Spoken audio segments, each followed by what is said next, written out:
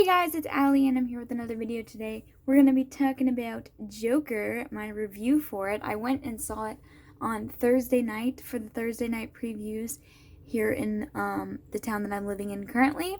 And I've just been so busy over the weekend that I wasn't able to put out a review for you guys as fast as I would have liked. But anyways, we're here talking about it, so let's go.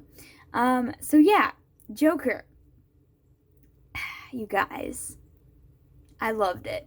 There were so many shocking moments in it for me that I was just like, like I was really, really getting into it. The story is so engrossing, and it's crazy to me how believable it is that something legit like this could happen to someone. That's how believable it is, which I love because I never feel that way when I watch comic book movies, and yet DC captures that a lot in their comic books. I feel like I was just reading through the old not old but like a few years ago from the Doomsday storyline, the Doomsday Clock storyline, the one that came out before Justice League, and there's some of these things that are talked about, like some of the topics and the characters and how they're describing their life experiences and everything like that, that feels so real and so genuine, and I really love that. And I loved that Todd Phillips and Joaquin Phoenix just captured that to the nth degree. It was so good how they did that and pulled that off. There's a lot of twists and turns in the movie. I felt like the relationship he had with Zazie Beetz' character was strange, but I wasn't expecting it to be a Sixth Sense situation, where it's like, oh, this isn't actually happening, guys. This is not what you think it is. You know what I mean? So, yeah, that was like when it happened, I was like, oh yeah, that makes sense. But also, I wasn't expecting that to happen. So I appreciated that twist. I really, really did. I appreciated the fact that he really wasn't the Joker until like 20 to 25 minutes of the movie was remaining. It was showing his transformation. It was his origin story, but it was showing his transformation slowly. I liked that it built that way, and it kind of was like, it took a while to get there, but it was worth it. That journey that you take with Arthur to get to that point is 100% worth it. And if you haven't seen it yet, you need to see this because it has a really good message to it of understanding what it's like to be left alone and isolated and kind of left behind, which Arthur is, and also to be lied to and then find that out in a really horrible way. And I really loved all of those factors that just were weighed in to kind of, it was almost like the straw that broke the camel's back. It just, like, everything just kept piling up, and finally it just broke him. With all of the abuse that he went through as a child, and then all of this crazy information about Thomas Wayne potentially being his father, which I think he might actually be, because it seemed like it was leaning in that direction, that he actually was his father. And that would be a really interesting juxtaposition of Bruce Wayne and Arthur being, or Bruce Wayne and the Joker being half brothers. Like that, wow. I mean, that would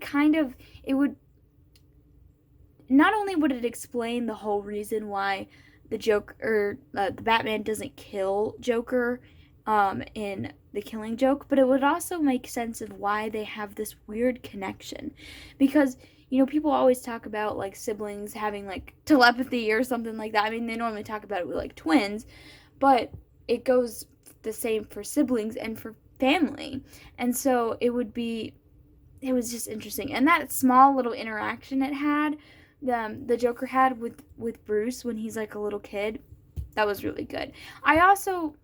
It totally did not dawn on me while I was watching the movie that Bruce is right around the age that his parents die. Like, that totally just did not come in my mind. And so when they go there and show that scene after his family is leaving the theater and they decide to cut through an alley to try and make it because all these riots are happening and they get killed, I was like, that was one of my moments, because I was like, it's happening, but I did not see that coming.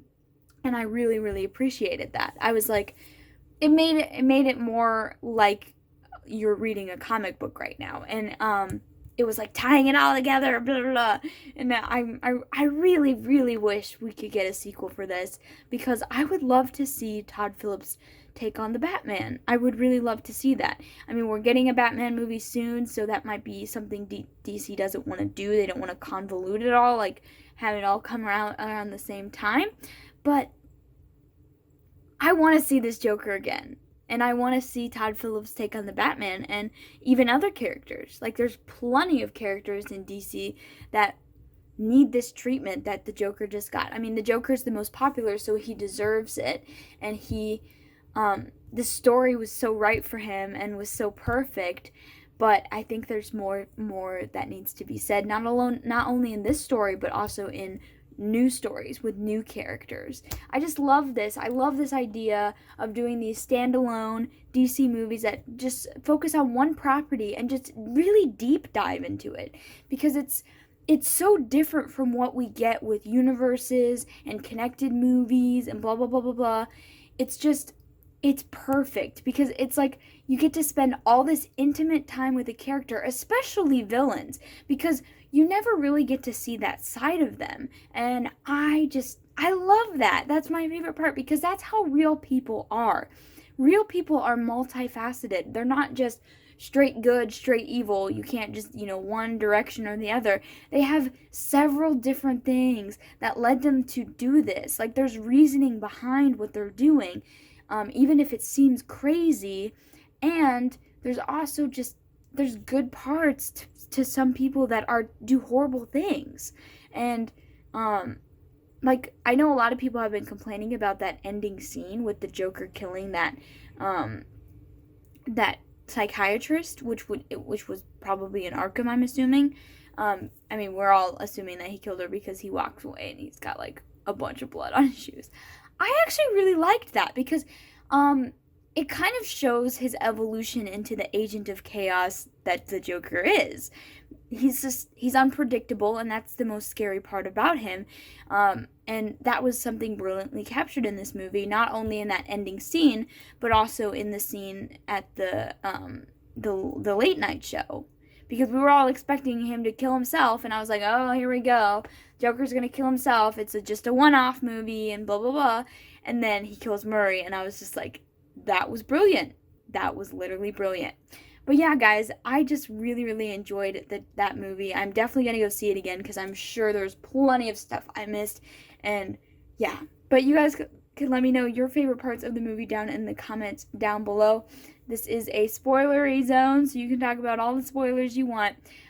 So yeah, let me know your thoughts, and I'll catch y'all next time. Bye!